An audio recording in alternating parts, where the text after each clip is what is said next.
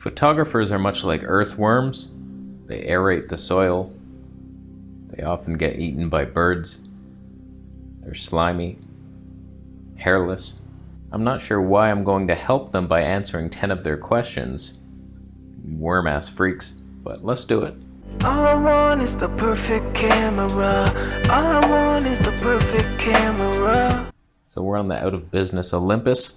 Why not? It's been a while. We got a glimmer glass filter in there. 1 strength. Here's without it. With. Is that light over here blooming? Bloom. No one cares. We'll switch to the Sony later so you can see my dead pixel laughing at me. You pieces of shit. Change the date. I already did. It does nothing. I'm gonna have to send it back. I want a Canon M50 in return. Sony, you hearing that? Hello Casey, I currently own a Panasonic, whatever the hell that is. However, I'm not happy with it. Who would be? It's probably a camcorder. Can you recommend a camera for night wildlife videography documenting nature in its full cinematic glory? You're gonna get eaten by a tiger at night. They're nocturnal. You're not. In my opinion, the best wildlife cameras, having tested almost none of them, would be either Sony a7S III, Sony a7R4, Canon R5 or R6, or R3, dare we dream. Get any of those, and then the telephoto. If you're going Canon, the 100 to 500, I really like that 800 or 600mm Tony 11, but night, that would not end well. And I like the zoom. Reach out, where is it? Oh, there it is. Zooming is fun. For Sony, you go the 200 to 600, you're good. I actually have used my Hero 5 Black that I've had for years to try to vlog while hiking. Imagine the image. I can't read. The image is probably good enough, but the stability is lousy. Is a Hero 7 good enough for hiker vlogging? Yes. That's when GoPro became somewhat respectable. Before then, Sony was kicking its butt. The Sony X3000, like, it wasn't even close stability-wise. And then they came out with their, whatever, I forget what it's called. Rocksteady? I love you, DJ. Hyper smooth or something. I forget what it's even called, but GoPro 7, it was like, wow, that's really good now. It's more stable than the X3000. It's just unnatural looking, especially if you're angry, walking stiff arm like an angry man.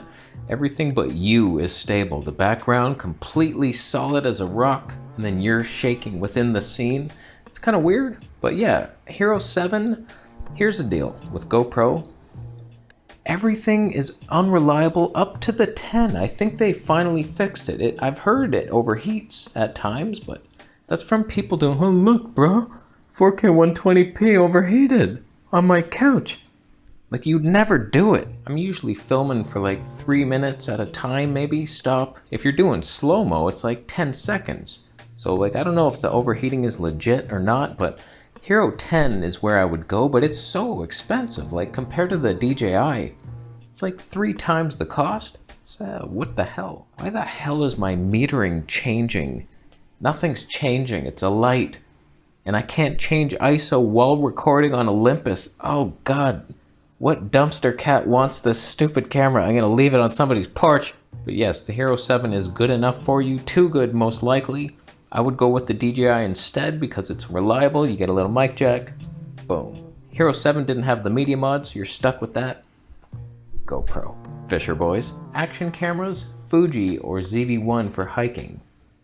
Wow. Sony APS-C has terrible jelly footage, and Canon APS-C is dead. I know ZV-1 at 30mm a quiv, but I don't mind using selfie stick since it can also be a weapon for bears. Okay, here's where you go. The ZV-1 will give you the sharpest image, best image, like you compare them side by side with a DJI Action. But I will say this, you'll be prouder and your audience will prefer the DJI. I've seen the comparisons. DJI versus the ZV-1, it's like, yes, the Sony looks better, but that Action is way more stable and you get to see the background more. Like, people appreciate that footage. Let your ego drift off into the mist.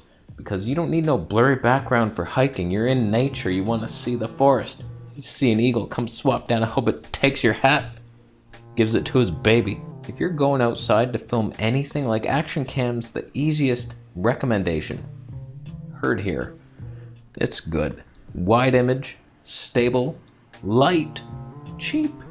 What could go wrong? Except your audience and their disapproval of you because the image looks so shit. But that's fine. Hey, I'm looking for a vlogging cam. Don't care what brand. I have a 6D for astrophotography and wide manual lens, but that's all I use for it. Can be any make. I need weather sealing, not waterproof.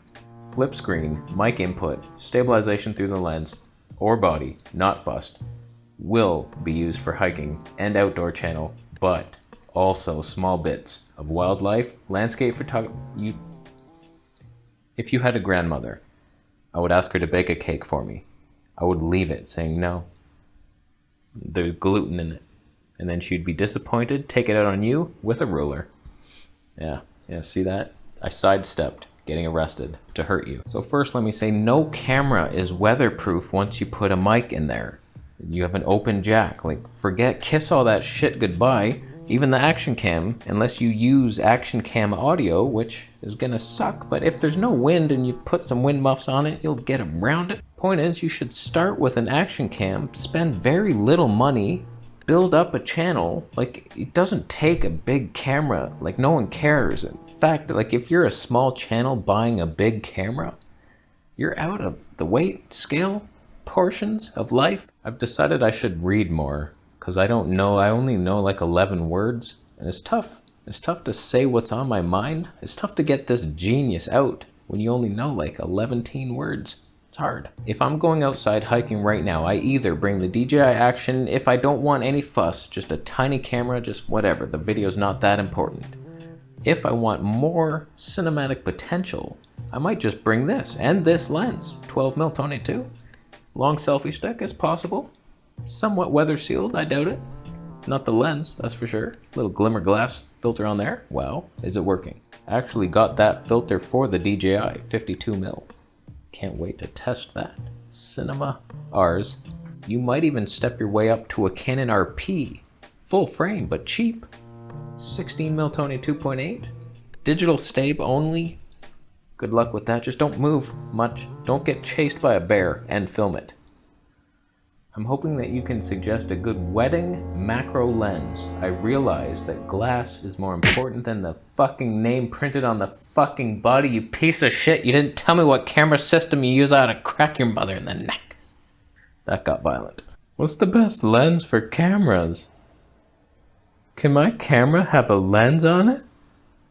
What's a lens cap? Can you pinch it? Which finger should I use to pinch the cap off with? Can you do pinky and thumb? Will people still respect me? The best macro lens is the one that's in your pocket, isn't it? It's the one we brought with us. We brought with our heart.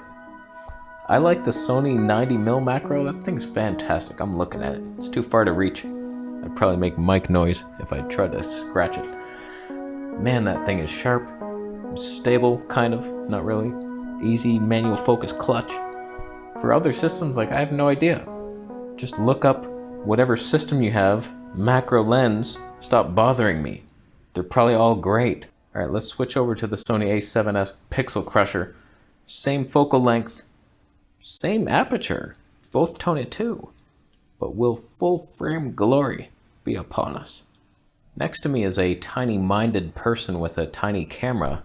He often looks at himself in the mirror wondering why he hasn't been successful in life. Is it due to his equipment, or is it just personality that nobody could get behind or back? You know, you don't believe in yourself. Why would anybody believe in him? That's an answer he has to ask himself. What a micro loser. I'm on full frame. I'm better than he is. The dynamic range of my face shows that. I tell you, that camera's so much heavier than this little guy. My goodness. Oh man, if I was going outside, this would be so dumb to bring. Like, full frame outside, admittedly, it's overkill. Unless you're filming other stuff, you get super cinematic and better slow-mo options, stuff like that, but you don't want too much background blur filming yourself vlogging. Go for the lightest thing you can get that has slow-mo, which this doesn't, really. Your thoughts on Canon EF 17 to 40mm. It's an oldie, but a goodie. I don't think it has stabe in it, don't quote me on that. 17 to 40, it's an awkward focal length that I don't appreciate. I had the 17 to 28 Tamron, and 17 was never wide enough for me. And then zooming into 28 kind of sucked. 40, like what are you gonna do with it? Honestly, it's the dumbest. Most vloggers have that, like a 16 to 35 type lens. 35 does nothing for you out in the field. Like you can't get closer to anything. It's dumb. You need like a 24 to 500. Something like that, then we're talking. I can't wait for that Tamron in the Fuji. And I just wasn't impressed with EF glass on RF bodies. When it comes to stabe and walking around, I had the 16 to 35 Tony 4 on the Canon EOS R. It wasn't working at all. Like it was terrible. I couldn't believe it was worse than Sony stabe. Oh, that's the...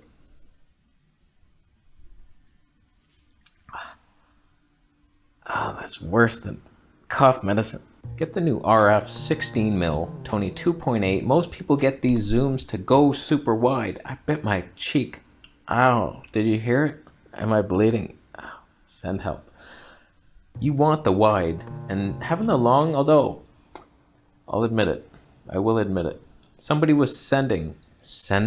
Oh, this piece of shit on Kijiji was selling the Sony GM 16 to 35 for like $1,500. I was like, that's a weird deal.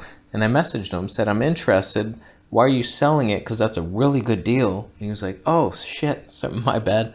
It's $25.50 actually, is what the fuck you. But that one lens could replace like pretty much all my lenses. Like just having that one thing and then 16 super wide. But the more I thought of it, like in here, say you zoom to 35, I'm gonna have to move back, move the mic, get the light different, bring that closer or turn it up. It's like, it's not gonna work for sitting here, and then outside, too heavy. The 17 to 40 is still heavy, and the stabe will be shit. It's a dumb deal. It's a dumb deal. I just bought into the NX system with a Galaxy NX. Do you think the system has a future, or should I switch to EFM? You're trolling me. You're trolling me hard, but I'm gonna bite. If I had to choose, I tell you, I gave away that Samsung NX1. The guy dropped it immediately the next day. It works.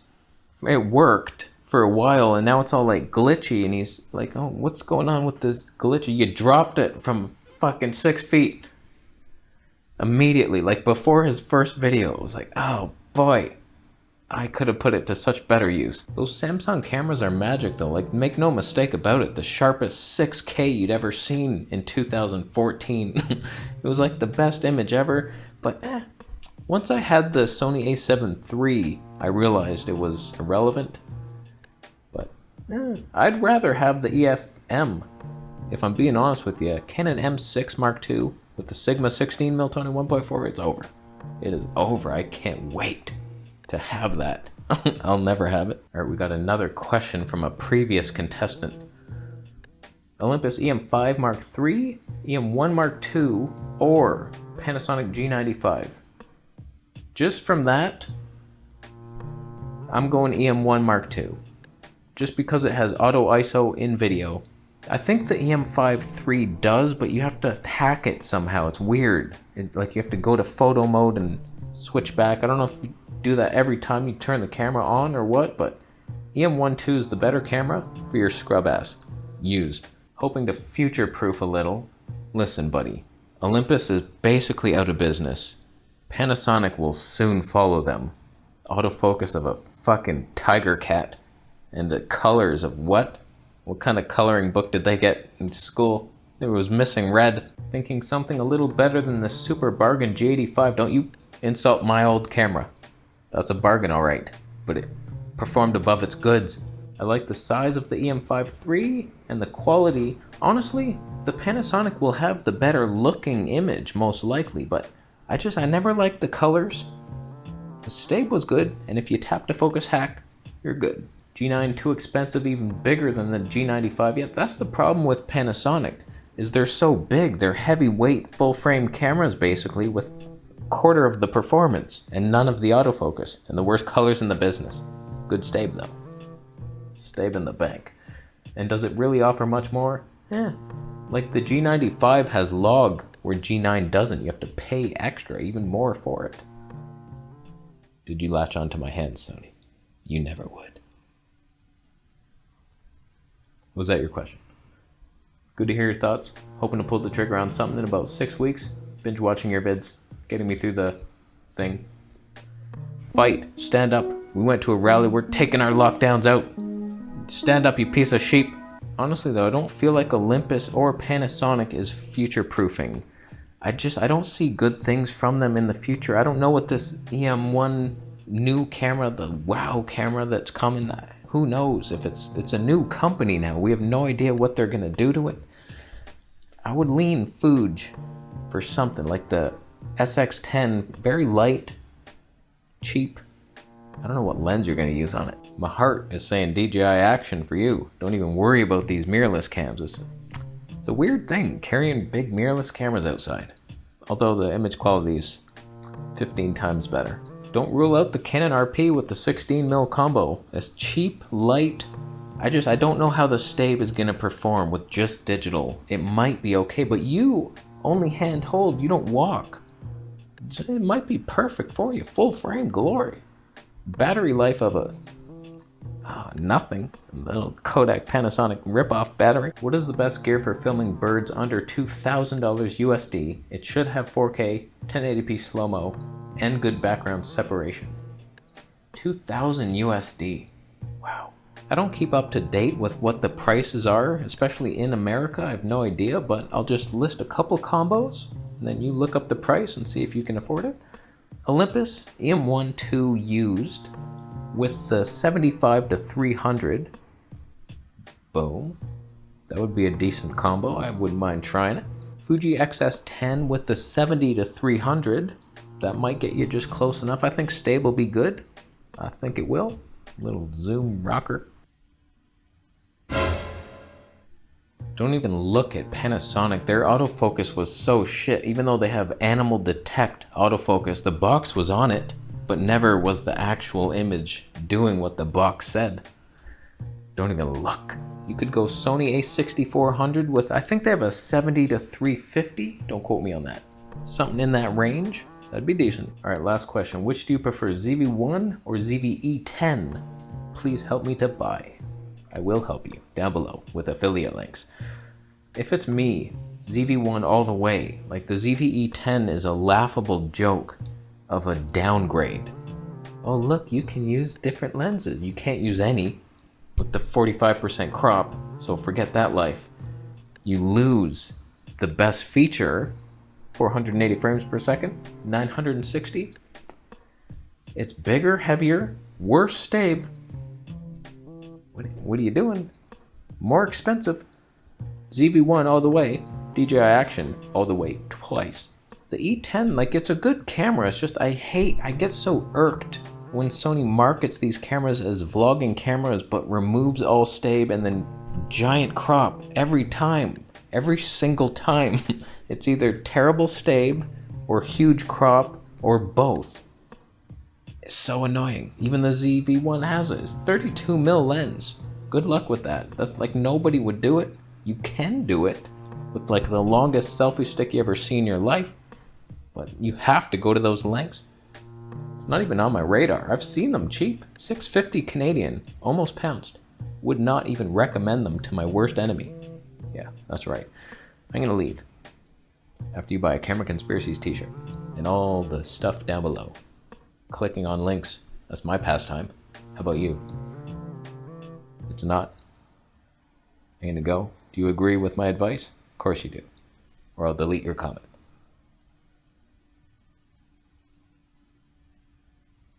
Did you just subscribe?